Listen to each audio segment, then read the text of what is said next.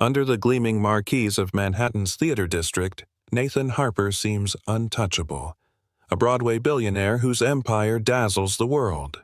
But behind the velvet curtains and sold-out stages lies a story soaked in grief. 5 years ago, his wife vanished with their daughter after a final bow, and no one's seen them since. Now, on a quiet Brooklyn street, a pair of familiar eyes stops him cold. A little girl with her mother's fire, begging for coins. Is it possible? Could this be Mia? As Nathan digs deeper, he uncovers a chilling betrayal within his own family. Lies, threats, and heartbreak threaten to consume everything he has left. But he won't lose his daughter, not again. Stay until the end. This story of love, loss, and redemption will haunt you. Subscribe for more unforgettable stories that pierce the heart and heal the soul. The world applauded as Nathan Harper walked across the crimson stage of the majestic theater, every spotlight obeying his presence. At 35, Nathan wasn't just a Broadway mogul, he was the heartbeat of New York's performing arts. His father's empire had doubled under his stewardship, with 3 Tony-winning shows running simultaneously. But the ovation that night echoed hollowly in his chest. 3 hours earlier, Nathan had received the call. A plane crash.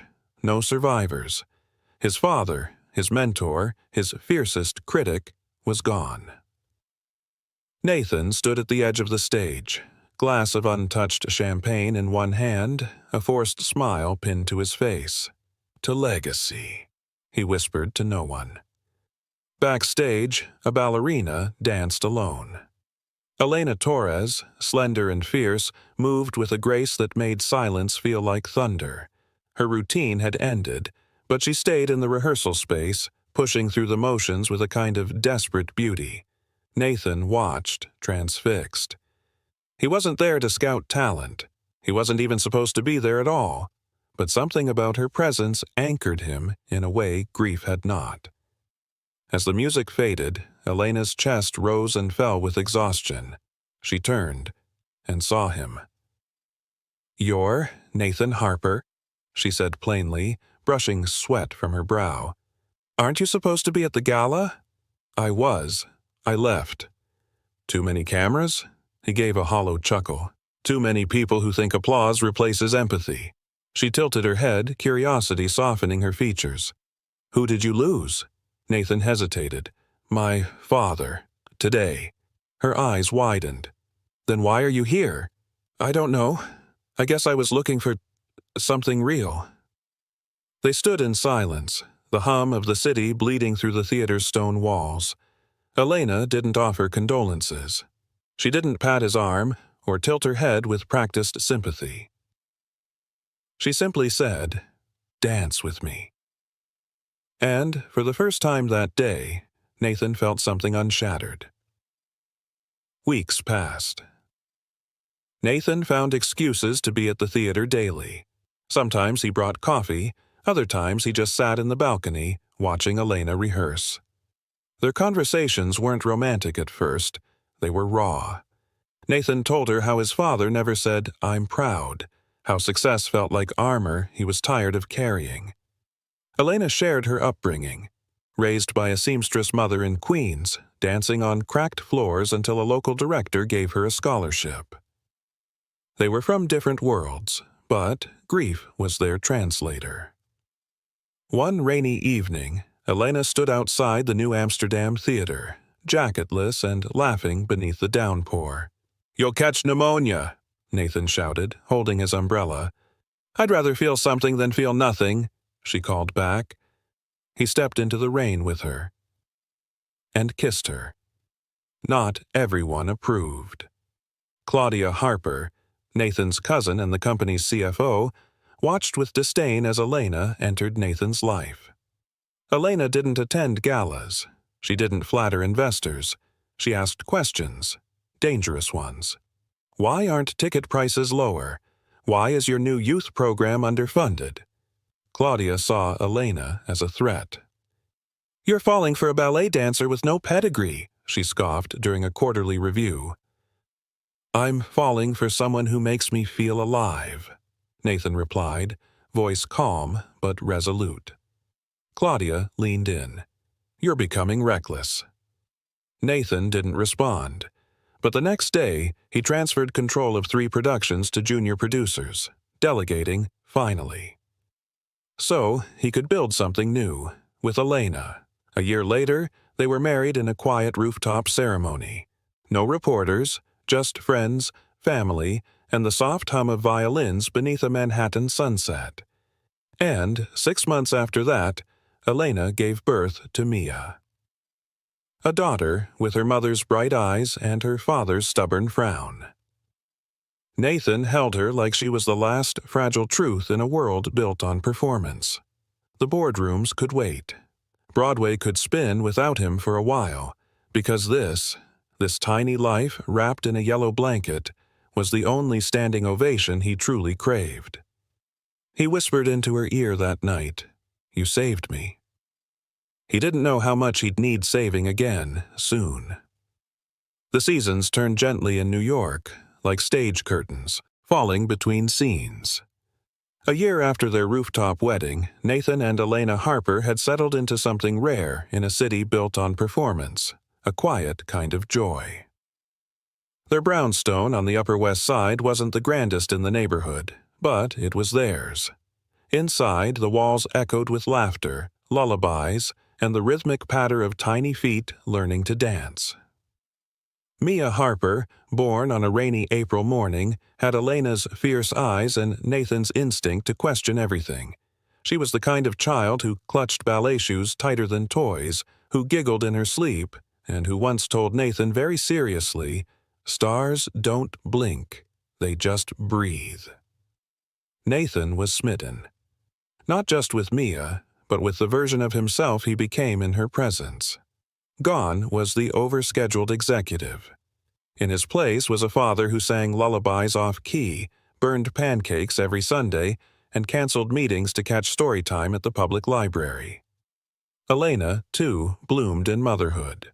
Her nights were no longer spent on stage but in the nursery, rocking Mia while whispering fragments of Tchaikovsky and memories of her mother's hands stitching point shoes late into the night.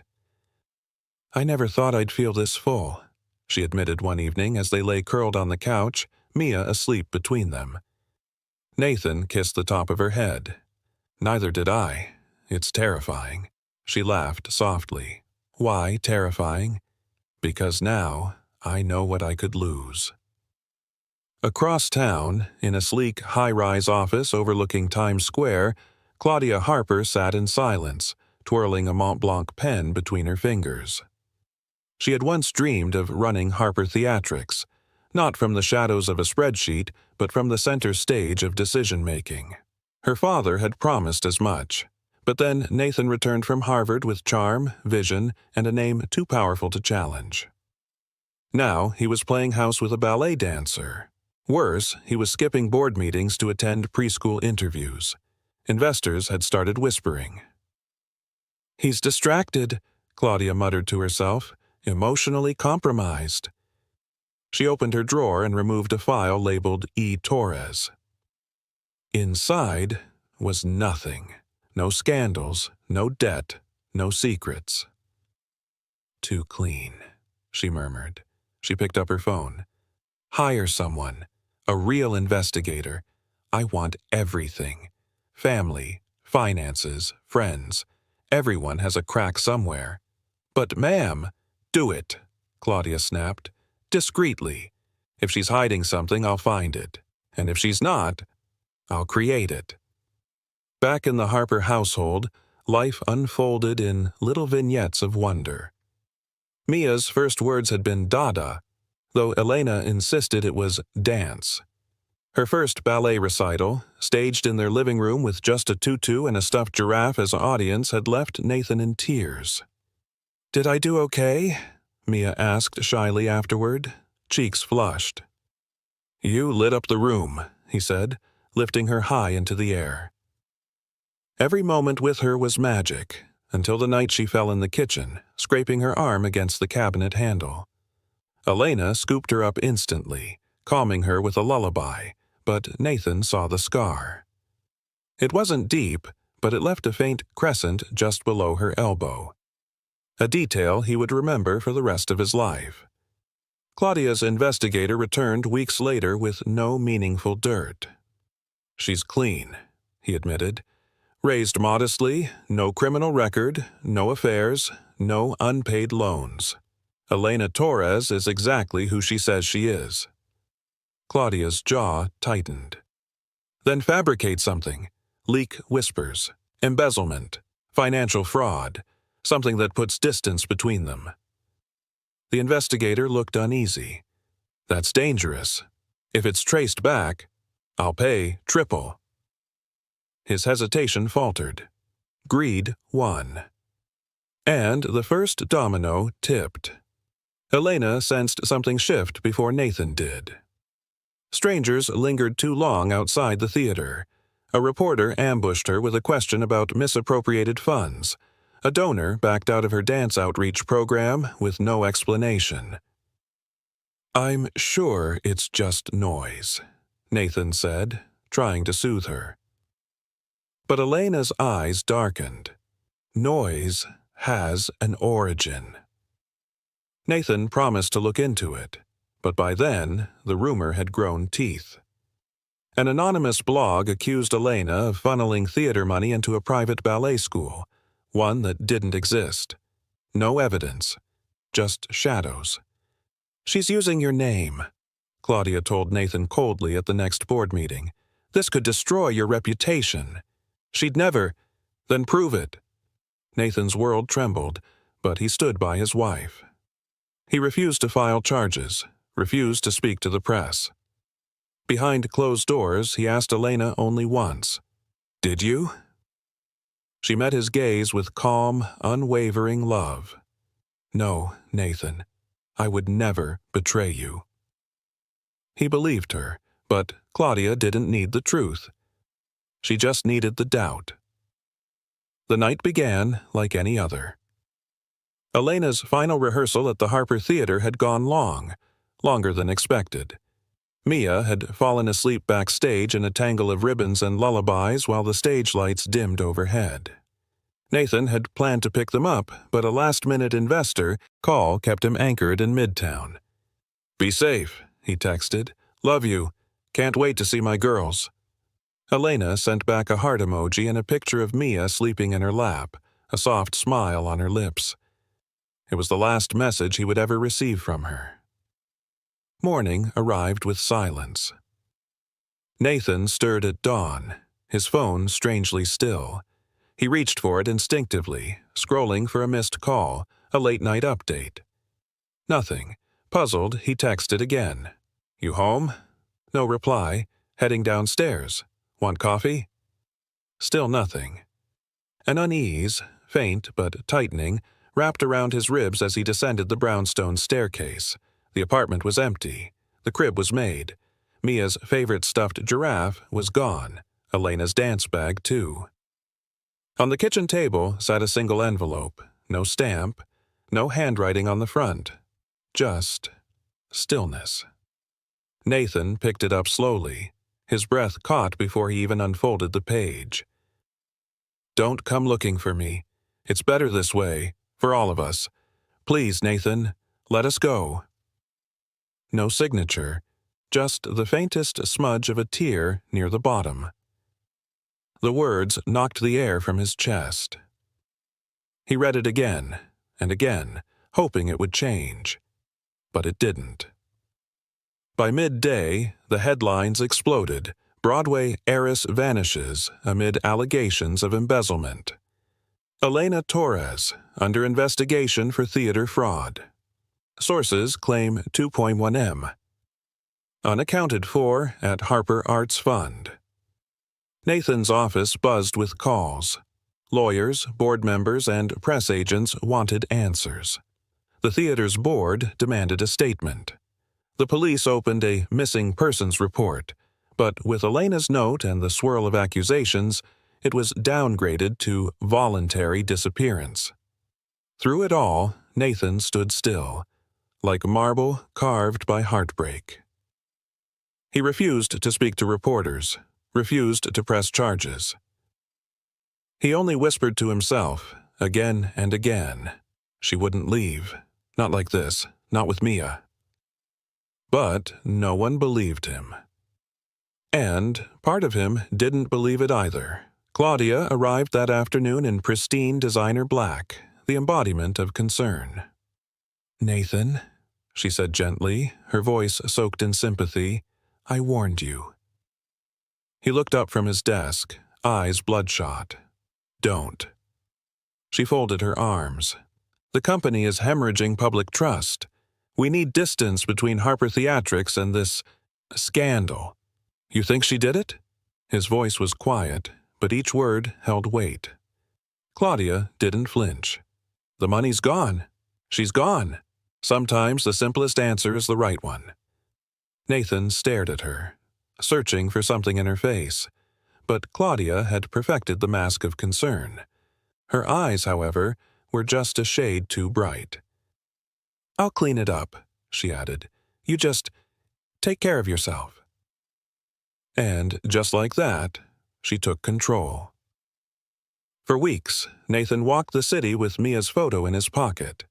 He scanned crowds, peered into passing taxis, lingered at ballet studios and parks they once loved. Every little girl with brown curls made his heart stutter. But there was nothing. No sightings, no leads, no trace of where they'd gone. He even hired a private investigator. 2, in fact.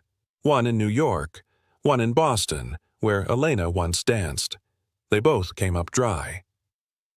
"She planned it well," one of them told him. "You'd almost think someone helped her disappear." That thought chilled him to the bone. Back at the office, Claudia spun a different story. She appeared on news segments, assuring stakeholders that the Harper legacy remained intact.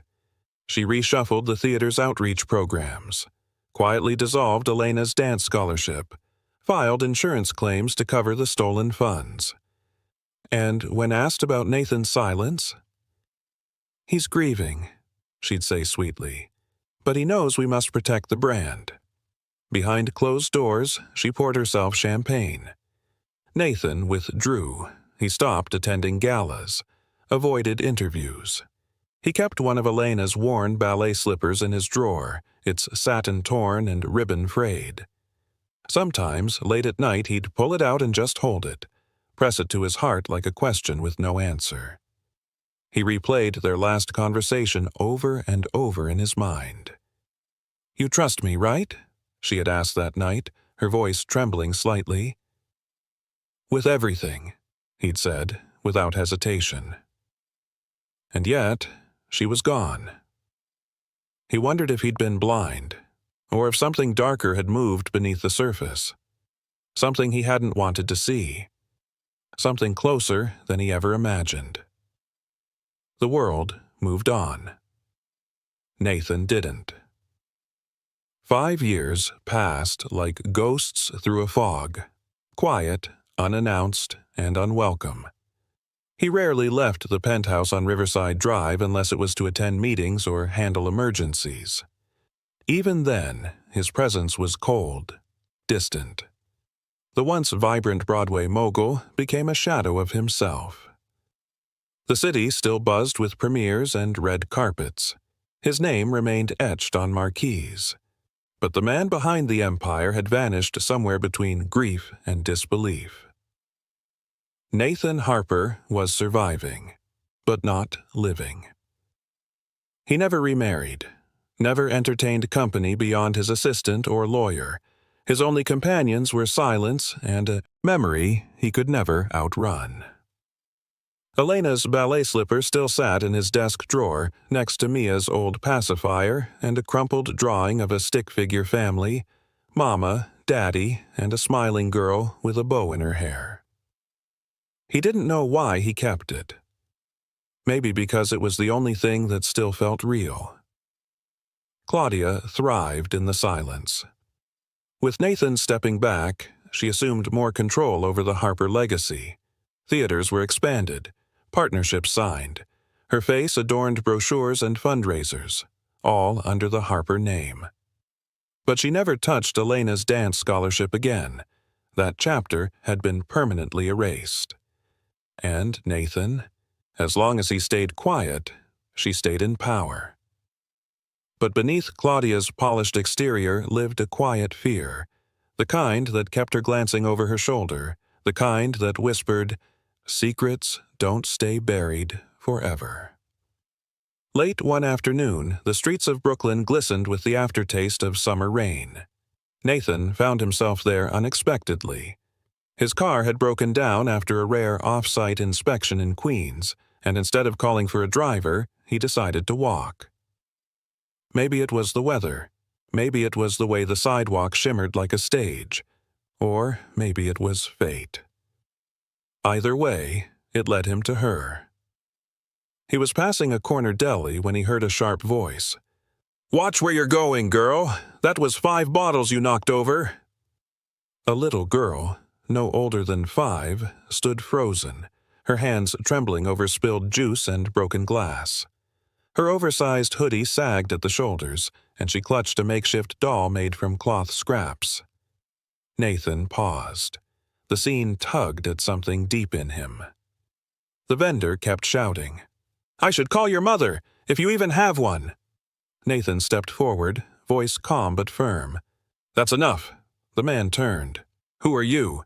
"A customer," Nathan replied, "and I'll pay for the mess." He handed the man a $100 bill without flinching. The vendor scoffed, but took it. "Kids like that shouldn't be on the streets anyway." Nathan ignored him. His attention was on the girl. She was staring at him now, wide-eyed, but not afraid, just curious. "What's your name?" he asked gently. She blinked. "Mia." His heart dropped. He knelt beside her, trying to keep his voice steady. "That's a beautiful name." She shrugged. "My mom picked it." His breath caught. "Is your mom nearby?" Mia pointed vaguely down the street. "We live over there. Sort of." "Sort of?" "Sometimes we have to move, but Miss Carla lets us stay when it rains." Nathan felt his knees weaken. Her eyes. God, her eyes. They were Elena's, every shade of them. He didn't realize he was trembling until Mia tilted her head. "You okay, mister?" He nodded quickly, forcing a smile. "Just tired." He didn't want to frighten her, didn't want to overwhelm her. But inside, his soul was screaming. It couldn't be coincidence, couldn't be imagination. The same name, the same eyes, the same age. And yet, Elena had said not to look, had begged him. But what if she had been forced to? What if something darker had driven her away? Nathan stood slowly. "Would it be okay if I walked you back?" Mia nodded, trusting as children sometimes are with strangers who feel familiar. They walked together, her tiny hand gripping her doll, his hands buried in his coat pockets, trying to hide the way they shook. When they reached the building, a tired woman in her 40s stepped out, eyes wary. "Mia, I told you not to go far." "She helped me," Mia said, pointing to Nathan. "The man was yelling." The woman looked up, her eyes narrowed, then softened. "Thank you." "I'm sorry," Nathan said. "I just wanted to make sure she got back safe." The woman gave a nod, then gently ushered Mia inside. Nathan stayed frozen on the sidewalk, staring at the door long after it closed. He needed answers. He needed the truth. And, deep inside, he knew. This wasn't the end. It was only the beginning. Nathan couldn't sleep. He sat alone in the penthouse's dimly lit study, the city's skyline blinking silently behind him, his thoughts spiraling like a broken reel of memories. The girl, Mia. Not just her name, not just her age, her eyes, Elena's eyes. That deep brown shade that shimmered like honey in the light, that cautious curiosity, that quiet strength. He had buried the name in his chest for 5 years, repeating it silently like a prayer he was never allowed to finish. Now it echoed out loud, walking, breathing, and asking if he was okay. He had to know more. The next morning, Nathan returned to the shelter. He waited outside until the woman, Miss Carla, Mia had called her, stepped out to smoke a cigarette. She looked exhausted, her cardigan hanging off one shoulder, eyes bagged and cautious. "Mr. Harper?"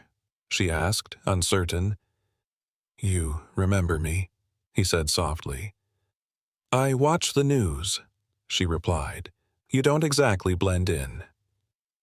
He gave a rueful smile. "I'm not here to cause trouble." "Then why are you back?" He hesitated. "Because I think that little girl, Mia, might be my daughter." Carla exhaled slowly. "I figured you'd say something like that. I need to know where she came from." Carla motioned him inside. The lobby smelled faintly of old soup and detergent. A TV buzzed static in the corner. "She and her mother showed up 2 years ago," Carla began. "The mom said her name was Anna. Soft-spoken. Sick. Real sick." Nathan's heart sank. What happened? "She had cancer. No insurance. Barely enough for food. She worked odd jobs at night. I tried getting her help, but pride's a hell of a thing." Nathan closed his eyes. The image of Elena suffering alone twisted like glass inside his chest. "Did she ever mention me?" "Not directly, but she said something once, about a man who loved the spotlight more than the shadows. I didn't understand it then." Carla gave him a look. "I do now." Nathan swallowed hard. "She passed away at home," Carla continued, her voice softening. "Mia found her in bed, curled up like she was sleeping. She didn't cry, just sat there, holding her hand. Tears stung his eyes. "Why didn't anyone find me?" he whispered. "She left a note, said not to, said it wasn't safe, that people were watching." Claudia, he didn't need proof, he felt it. "How has Mia been?" he asked quietly. "She's strong, wiser than most adults. She doesn't talk about her mom much, but she always wears this little necklace, says it keeps her close." Nathan reached into his coat pocket, pulling out a small, worn photograph. Elena, mid-dance, smiling. Carla looked at it. "That's her." He nodded, voice trembling. "That's Elena, my wife." Silence stretched between them. Finally, Carla said, "Then you better do right by her daughter." That evening, Nathan waited near the playground a block from the shelter. Mia came skipping through the gate with a tattered backpack and her homemade cloth doll tucked under her arm. She sat alone on the swing, legs kicking softly, humming to herself.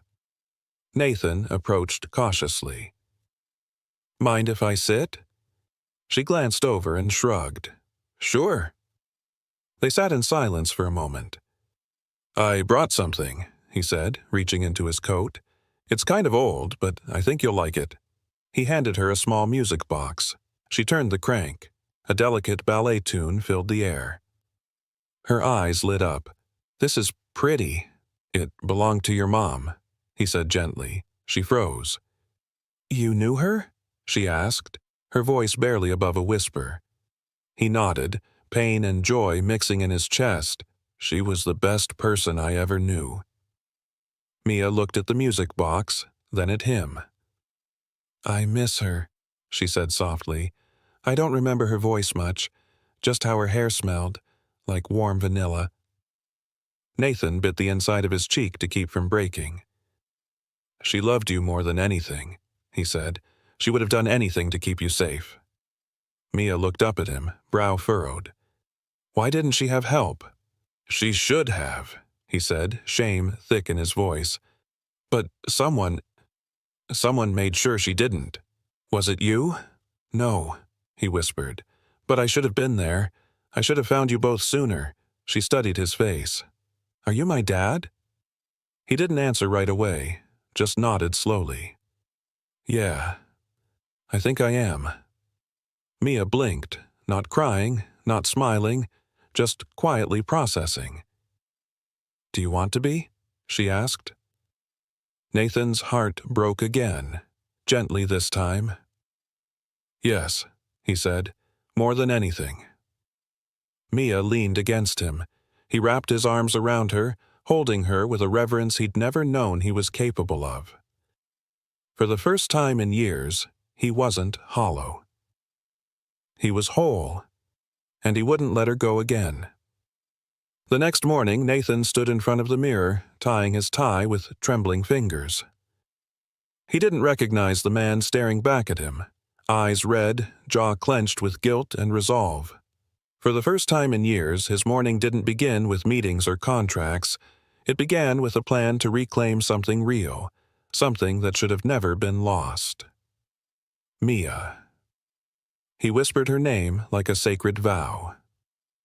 She had asked if he wanted to be her father, and without hesitation, he had said yes. Now came the harder part, proving it to the world. Nathan's black SUV pulled up outside the shelter again, but this time he wasn't alone. In the back seat sat his longtime attorney, Camille Hartwell, who had handled everything from shareholder lawsuits to estate mergers, but nothing like this. Camille took off her glasses and leaned forward.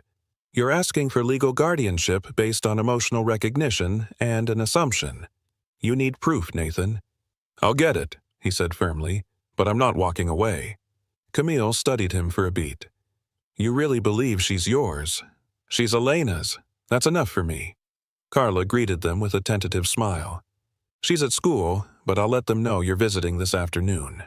Can I see her school records? Nathan asked gently. Carla hesitated, then nodded. She's never had a real parent on file. Elena listed herself under a false name, but there's an emergency contact number she gave before she passed. Carla handed Nathan a folded, yellowed slip of paper. His heart skipped. It was his old personal number, the one only Elena had known. I changed this after she disappeared, he said quietly. I thought it didn't matter anymore. Camille's expression softened. That helps. Later that afternoon, Nathan waited outside the modest public school just a few blocks away. When the bell rang, children spilled out onto the steps like a wave of chatter and backpacks. Then he saw her. Mia came out slowly, hand gripping the strap of her worn bag. She looked around, eyes scanning for someone, maybe Carla, maybe just familiarity. Nathan waved. She lit up. They walked together in silence for a while, passing mom-and-pop shops and old brownstones. Mia stopped at a mural of a ballerina painted on a brick wall. She kind of looks like Mommy, she said. Nathan's throat tightened. She does. Mia tilted her head. Do you think she was happy? I think she gave up everything to protect you, he answered. That's a kind of happiness, even if it hurts. She nodded solemnly. I used to dance, she added shyly. Not very well, though. I'd like to see you try, he smiled. She beamed. That evening, back at his penthouse, Nathan stared at a manila envelope. Inside were blood test requisitions, notarized statements, and a DNA testing kit. Camille had insisted, so had logic. But he hesitated. Mia's trust wasn't something he wanted to verify in a lab. It was something he felt with every fiber of his being. Still, the law demanded proof. He drove to the shelter again and asked Carla privately. I won't do anything invasive, he promised. Just a cheek swab. I'll cover all the costs. Carla sighed. She trusts you. I trust her instincts. 3 days later, Nathan's phone buzzed while he sat in his office, staring at a half-written press release about a new Broadway revival. Camille's name flashed on the screen. He picked up instantly. It's her, Camille said, voice choked. There's a 99.997% match. Nathan leaned back, overwhelmed. A slow breath escaped him. She was his daughter. He ended the call and stared out the window, watching the city lights blink against the evening sky. Then something moved in the corner of his vision. A dark sedan, parked across the street, tinted windows, engine idling. Nathan narrowed his eyes. He had seen that same car near the shelter 2 nights ago. A sick feeling crawled up his spine. He grabbed his coat and headed downstairs. By the time he reached the sidewalk, the car had pulled away, vanishing into traffic. That night, Nathan tucked Mia in at the shelter. She had asked if he could read to her again, and he couldn't say no. After she drifted off, he stepped outside with Carla. "There was a car watching us," he said. "Black Lexus, tinted windows." Carla's expression darkened. "You think—" "I know Claudia. She's never let anything stand between her and control, not even blood." Carla swallowed. "What are you going to do?" Nathan's gaze turned steel sharp. "Bring her down, publicly, permanently." The knock came gently, just as the sun was beginning to slide behind Brooklyn's rooftops. Mia opened the door first, then stepped back quickly when she saw Nathan standing there with the 2 takeout bags in his arms and a hesitant smile on his face. "I brought dinner," he said softly. Carla appeared behind Mia. Her face looked more tired than usual, but her eyes warmed. "You didn't have to." "I know," Nathan said, "but I wanted to." They cleared space on the tiny wooden table that had clearly seen better years. The chairs were mismatched, the overhead bulb flickered faintly, and the walls bore faint scuff marks. But the atmosphere inside, while modest, felt real, lived in, safe. Mia sat cross-legged on a kitchen stool, tugging open her carton of noodles. Nathan, watching her closely, asked, "Do you remember a lot about your mom?" Mia tilted her head. "Some, mostly good things. She used to braid my hair every night and hum this song, something from a show, I think." "What kind of show?" "A dance one," Mia said, smiling dreamily. She loved ballet, but said Broadway was brighter. She said it lit up sad hearts. Nathan's breath caught and he nodded slowly. "I work in Broadway," he said gently. Mia's eyes lit up. "You do?" "I own theaters, big ones, in Manhattan." She blinked at him. "Whoa, like the shiny kind with lights and red carpets?" He chuckled. "Exactly like that." Her face changed then, hesitating, just slightly. "Do you know my daddy?" The question was a whisper, and it landed like a punch in his chest. "I think," he said carefully, "I'm just beginning to." Mia glanced down. "Mom used to cry sometimes when she thought I was asleep. She said she loved someone who never came back." Nathan stared at the table. He could almost hear Elena's voice echoing in those words. "She didn't say his name, but she told me he wasn't bad. Just lost. Lost." That one word undid him. His fingers curled tightly around the edge of the carton, knuckles pale. When he finally looked up, Mia was watching him with eyes that were unmistakably Elena's. "She was sick for a long time," she said. "At first, she said it was just tiredness, but then she couldn't dance anymore. Then she couldn't walk. Then she just stopped getting out of bed." Nathan didn't speak. He couldn't. "She never let me see how bad it was. I only knew when Mrs. Ellison said we couldn't afford medicine anymore." Carla touched Mia's hand gently. "That's when they came to stay with me." Mia nodded. "I was 6 when Mommy went to heaven," she said matter-of-factly, but her voice trembled just enough to split something inside Nathan. He leaned forward, reaching across the table, his hand barely brushing hers. "I'm sorry I wasn't there." "You didn't know," Mia said. "Mom never blamed you." Carla quietly rose and walked to the back room, leaving them alone. Nathan's voice dropped to a hush. I want to make sure you never feel alone again." Mia tilted her head. "Does that mean you'll stay?" He nodded. "If you'll let me." She didn't answer right away.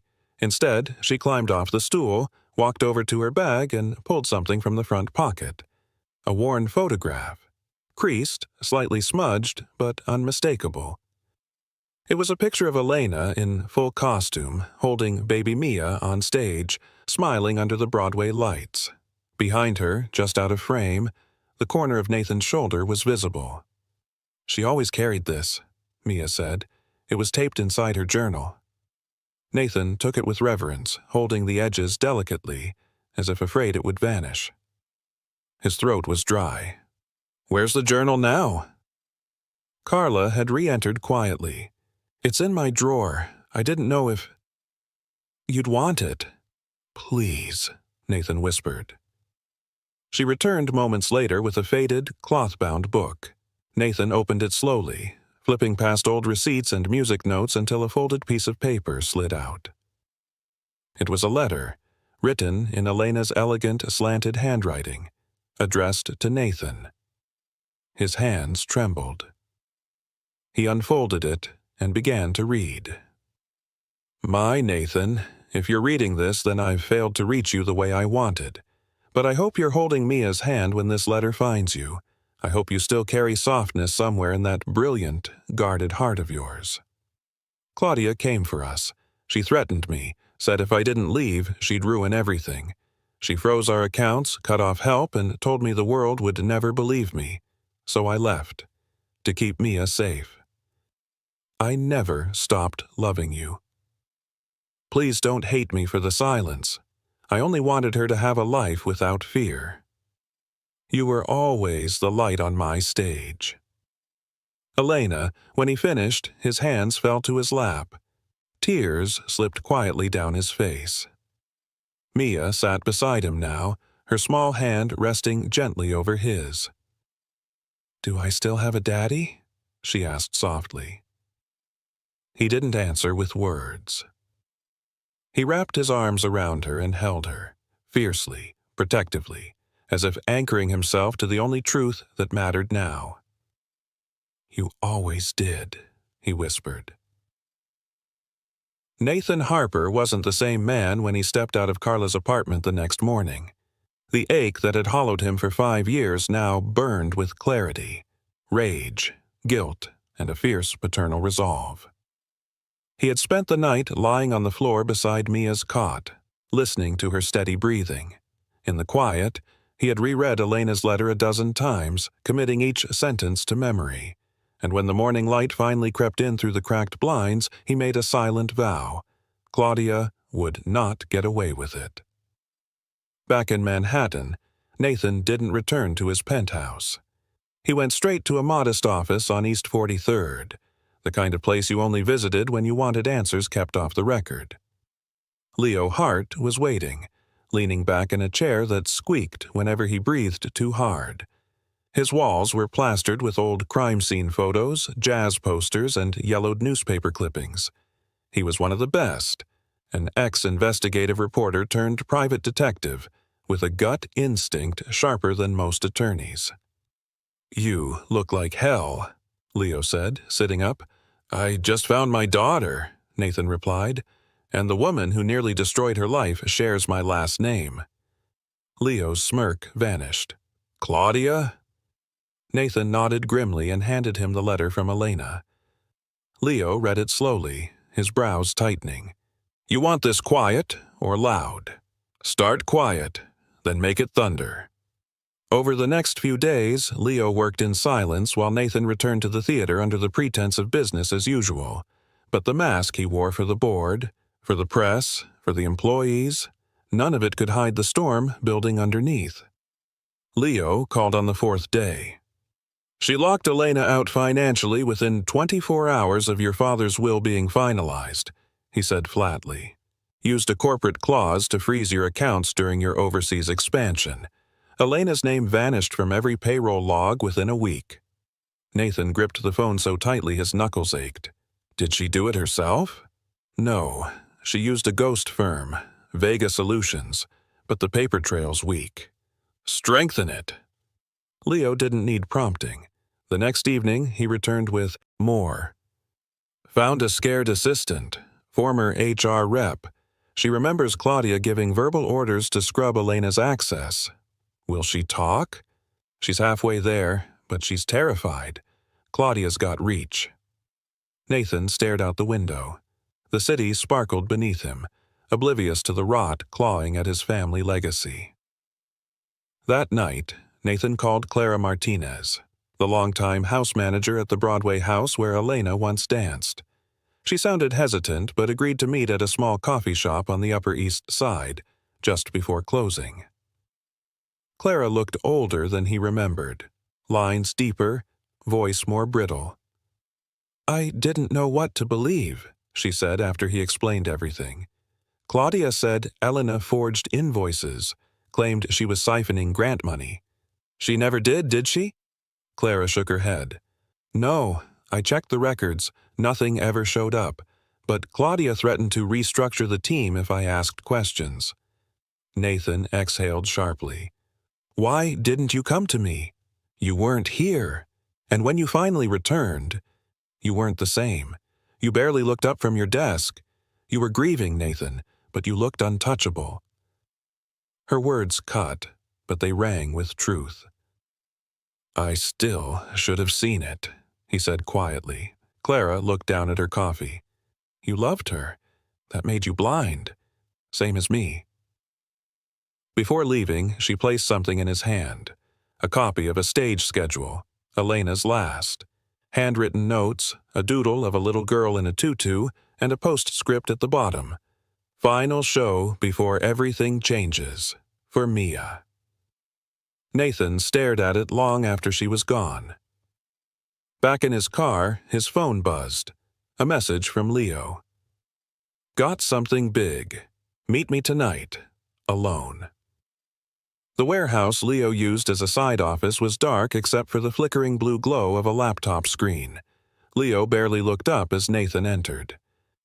"I pulled the registration for Vega Solutions," he said. "Shell company, as expected.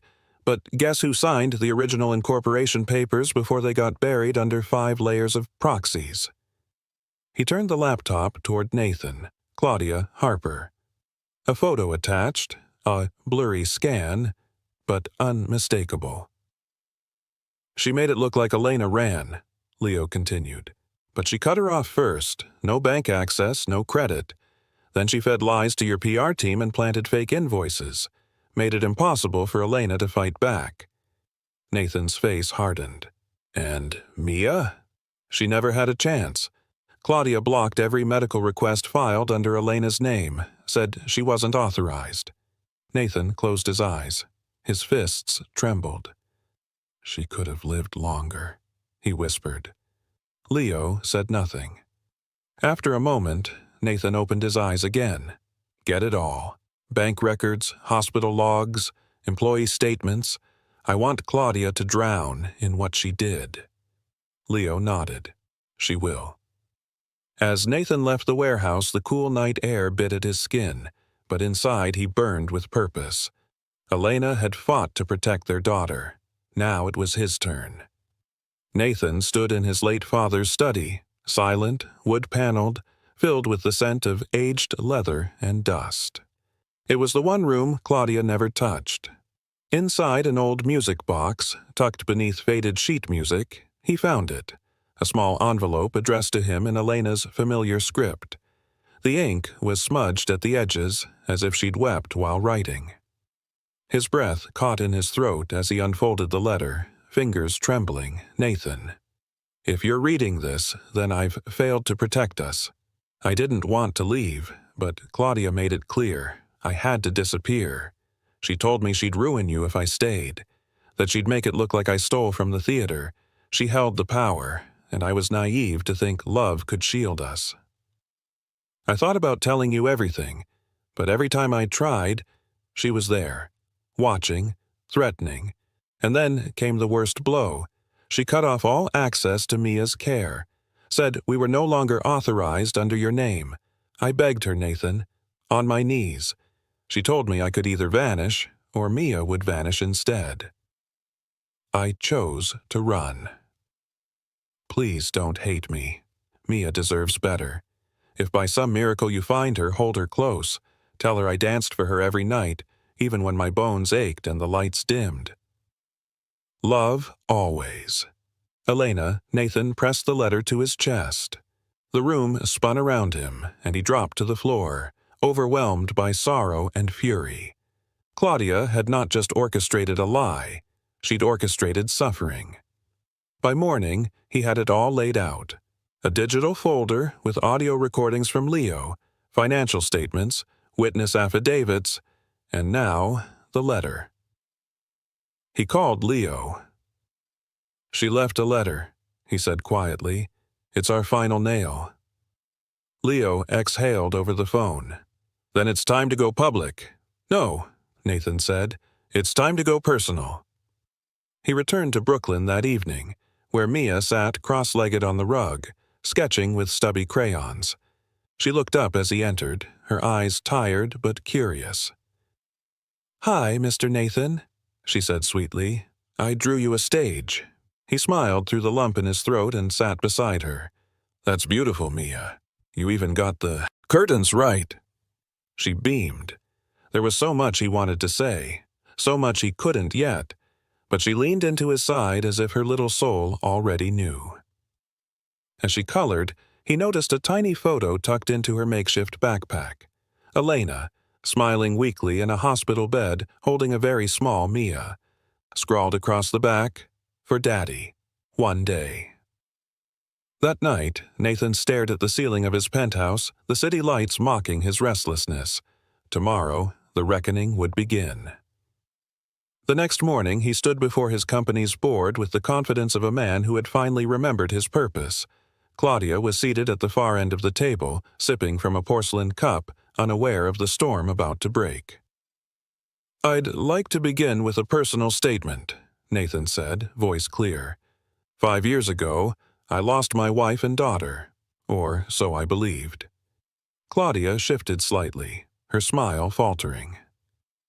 He turned on the projector. The first slide, a scan of Elena's letter.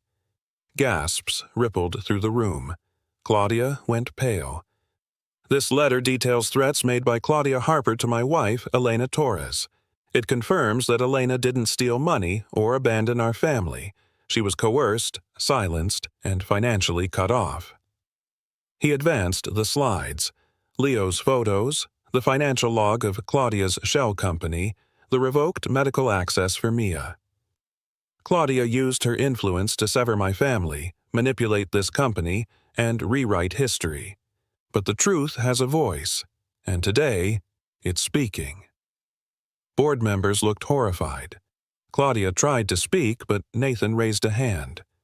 "I'm not pressing charges through this company. I've already contacted the police. This is not about revenge. This is about justice. For Elena, for Mia, and for every soul Claudia trampled to stay in power." A beat passed. Then the door opened.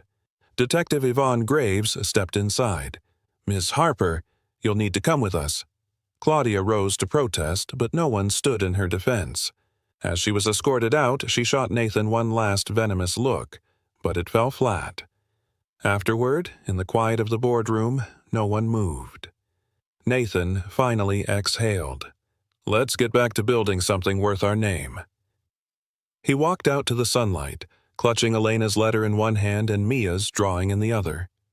He knew it wouldn't bring Elena back, but it would allow her story to rise, strong, honest, and free. And now, it was Mia's turn to shine. The cold wind swept through Central Park, tugging at Nathan's coat as he gripped Mia's hand a little tighter. She was humming, softly, a tune Elena used to dance to. He recognized it instantly. The memory made his chest ache and swell all at once. It had been a week since Claudia's arrest. A week since Nathan had stepped back into the world as both a father and a man no longer shackled by guilt. But peace, he was learning, was never handed over. It had to be protected. That morning, Leo had called him. "They're planning something. Leo warned, his tone edged with urgency. One of Claudia's old associates, a fixer named Calhoun, wired a payment to a known trafficker in Red Hook. I think they're going after Mia. Nathan's blood ran cold. When? Soon. Maybe today. Nathan's first instinct had been to call the police, but Leo advised against it. If we go public, they'll scatter. You'll never find who's behind this. So Nathan agreed to Leo's plan. Lure them into the open and catch them in the act. Which brought them here, to this very path in the park. The sun was dipping low, casting orange and violet streaks across the sky as parents herded toddlers toward waiting minivans and street performers packed up their gear. Nathan knelt beside Mia. "You having fun, kiddo?" She nodded. "I like the man who played the saxophone. He made the notes dance." He smiled, brushing a loose curl from her cheek. "You're good at seeing things the rest of us miss." Just then, a man in a blue hoodie brushed past them, too quickly, eyes hidden. Leo, speaking through a concealed earpiece, murmured, "That's him. Calhoun's man. Your left. Don't react." Nathan's pulse surged. He kept his voice light. "Hey, Mia, want a pretzel?" She beamed. "With salt?" "The works." He stood and took her hand again, walking toward the food cart. But the moment they stepped behind the cart's awning, Nathan saw the unmarked van parked across the path. Two men stepped out. One had a duffel bag slung low. The other, gloves, already on. "Mia," Nathan said gently, "when I say run, you run to the saxophone man, okay? His name is Officer Trent. You remember what I told you? Run fast. Don't look back," she whispered, eyes wide. "Good girl." The men approached, casual. One of them smiled. "Hey, buddy, got the time?" Nathan turned just slightly. "No, but I've got something else." And just like that, screams erupted. A team of plainclothes officers swarmed in from every angle, Leo at the helm. Mia bolted toward the undercover cop with the saxophone case. The men tried to flee, but the park erupted in chaos and cuffs within seconds.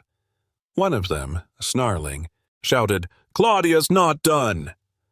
Nathan lunged forward before the officers could restrain him, grabbing the man by the collar. "You are." His voice was low, seething, and so is she. The man was hauled away. Nathan collapsed onto a nearby bench, head in his hands.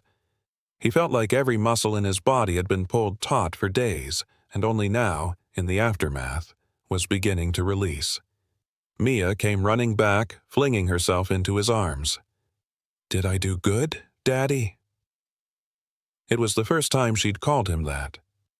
He froze, then slowly wrapped his arms around her, pressing his cheek against her hair. "You did. Perfect," he whispered, his voice cracking.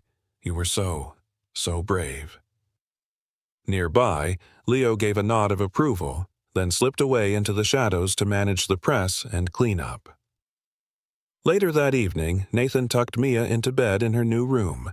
Soft white walls, twinkling lights on the ceiling, and a bookshelf already half filled with her favorite stories. "Can you read me the ballet book again?" she asked, pointing to Elena's worn copy of The Red Shoes. He sat beside her, opened the book, and began reading in a low, steady voice. Halfway through, she was asleep, one tiny hand resting on the page. Nathan stared at her, really stared.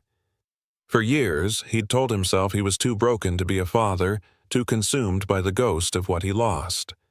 But here she was, breathing, dreaming, whole. His second chance. He rose, closing the door behind him with a gentle click. And that night, for the first time in years, Nathan Harper slept without the weight of silence pressing against his chest. The ornate red curtain of the Harper Grand Theater hung still, velvet heavy with years of performance and legacy. Nathan stood just behind it, the distant hum of the gathering audience seeping through the fabric like an anxious heartbeat. This wasn't a show. This was something far more final. Tonight wasn't about art. Tonight was about truth. Claudia had returned to the theater that morning, brazenly, as if her failed plot had never happened. Her calm demeanor, her measured steps, and her smug little smirk infuriated Nathan more than any outburst could have. But he wouldn't let anger steal the moment, not this time. He adjusted his tie and nodded to Leo, who stood off stage holding the slim folder that had become their weapon. Inside were the letters Elena had written, audio recordings from coerced employees, bank transfers, and a shell corporation connected to Claudia's name. Enough to level her world.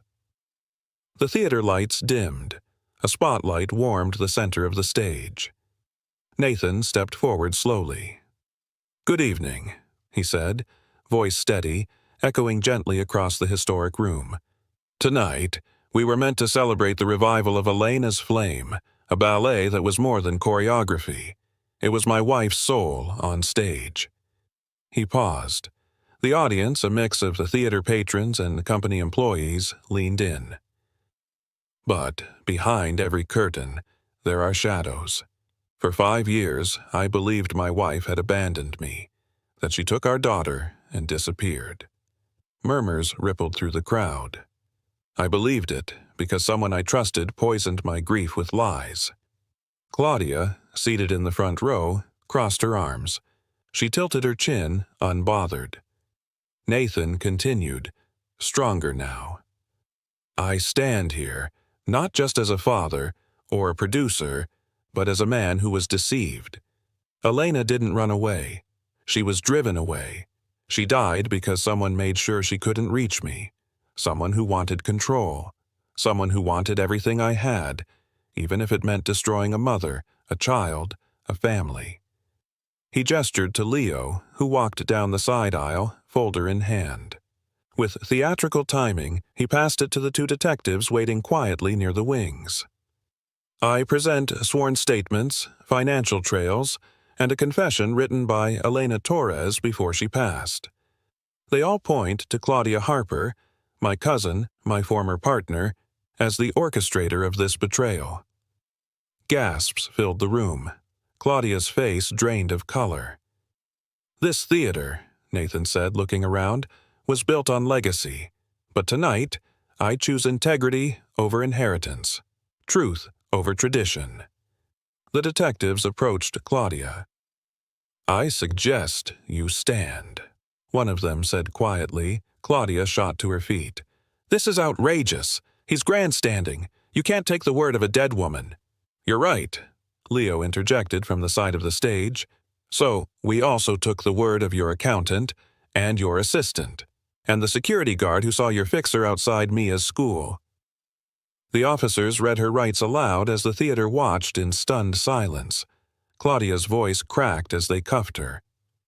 "This company is mine," she shouted. "You're nothing without me, Nathan. Nothing." Nathan didn't flinch. "You're wrong," he said quietly. "I was nothing when I believed you. I became something again when I found my daughter."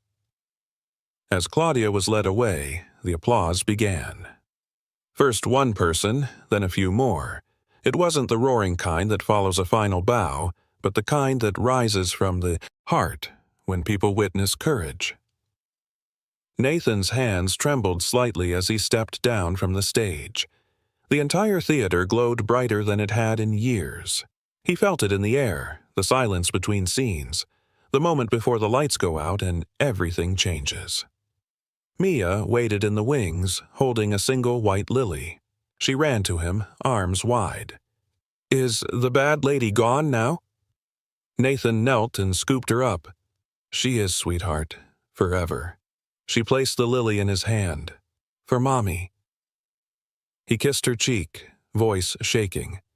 "Let's go take her home." That night, as they left the theater together, the city lights felt less sharp, less cold. Nathan walked beside his daughter, no longer burdened by shadows, only the quiet promise of a new beginning. The spring breeze off the Hudson carried a softness that Manhattan rarely offered. Tulips lined the pathways of Riverside Park, and for once Nathan Harper wasn't rushing to a meeting, dodging phone calls, or consumed by memories of what he had lost.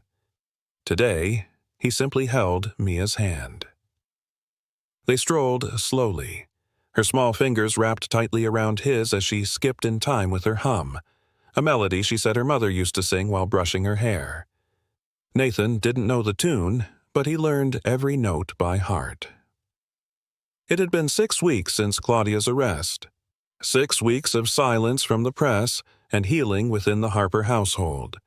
6 weeks of paperwork, long talks with lawyers, and tearful moments that turned into shared laughter between a father and daughter who were learning each other from scratch.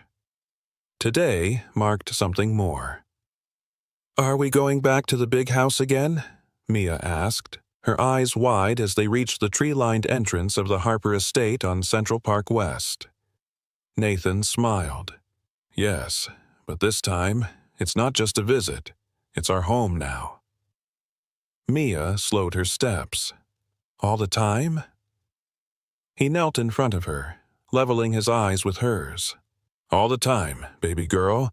This is your room, your backyard, your space to grow and dance and read as many books as you want." Her lips trembled. "And you won't go away like before?" "I promise." His voice broke, and he didn't hide it. "No meetings, no flights, just us." She threw her arms around his neck, and for a long moment the weight of 5 lost years fell away in that embrace. Later that afternoon, Nathan stood at a podium in the same theater where his heart had once shattered. Now it pulsed with something new. A backdrop of violet silk and soft gold lights shimmered behind him. To his right stood Mia, in a pale blue dress with white ballet slippers. "To those of you joining us tonight," Nathan began, his voice warm, "thank you for believing that art, like people, can heal." He gestured behind him, where the freshly engraved sign now read, "The Elena Torres Foundation for the Arts." "This foundation isn't just for performance," he continued. "It's for passion. For the kids who never get a chance to stand on a stage. For the children with music in their bones and paint in their dreams, who just need someone to open a door." He paused, letting the applause fade. "It's also for one dancer, whose love changed my life. Elena gave the world grace, even when it didn't give her much in return. She believed in light, even when surrounded by betrayal." He glanced at Mia, whose eyes filled with proud tears. "And this is for the little girl who survived everything and still learned to smile." That evening, performances from local children lit up the stage. A 9-year-old violinist brought the crowd to its feet. A trio of dancers from the Bronx moved with breathtaking emotion. In the front row, Mia clapped wildly, leaning into Nathan's shoulder between sets. During intermission, Nathan sat beside her, watching her scribble notes in a tiny sketchpad. "What are you writing?" he asked. "A story," she said confidently. "It's about a girl who finds her daddy again, and he builds her a theater, and they name all the seats after moms who were artists." Nathan blinked away tears. "That's a beautiful story." She looked up at him with Elena's exact eyes. "You think Mommy would like it?" "I know she would." Later that night, when the last guest had left and the lights dimmed across the Upper West Side, Nathan tucked Mia into bed inside her new room. The walls were lavender, the shelves already full of donated books, and the stuffed animals she never let go of. At her bedside sat a framed photo of Elena in her final performance, mid-pirouette, arms like wings. As he pulled the blanket to Mia's chin, she whispered, "I think we're okay now." He brushed her hair back gently. "We are." She closed her eyes. "Good night, Daddy." "Good night, my little light." Nathan walked to the balcony outside his own bedroom and stared out at the city skyline. For the first time in years, he didn't feel haunted. He felt hopeful. Beneath the quiet glow of the Broadway lights, father and daughter began again, not by erasing the past, but by honoring it, and building something stronger in its place. Something honest, something whole. And above it all, the spirit of Elena danced quietly, eternally, in every light that would never fade again.